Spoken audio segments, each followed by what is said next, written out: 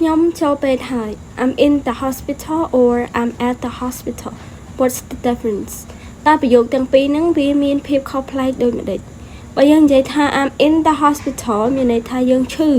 យើងគឺជាអ្នកជំងឺហើយយើងទៅពេទ្យដើម្បីព្យាបាលជំងឺ It means you are inside the hospital as a patient ឧទាហរណ៍ដូចជា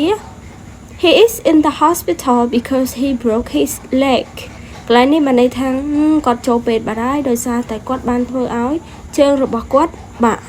ប៉ុន្តែបើយើងនិយាយថា I'm at the hospital កន្លែងនេះមានន័យថាយើងមិនមែនជាអ្នកជំងឺទេប៉ុន្តែយើងទៅសួរសុខទុក្ខនរណាម្នាក់នៅក្នុងមន្ទីរពេទ្យឬក៏យើងជាអ្នកធ្វើការនៅនោះ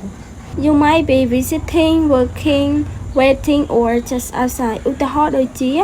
I am at the hospital visiting my friend កន្លែងនេះបានន័យថាឥឡូវខ្ញុំកំពុងតែនៅពេទ្យនេះខ្ញុំមកមើលមិត្តភ័ក្តិរបស់ខ្ញុំឬក៏មកសួរសុខទុក្ខមិត្តភ័ក្តិរបស់ខ្ញុំចឹងទៅ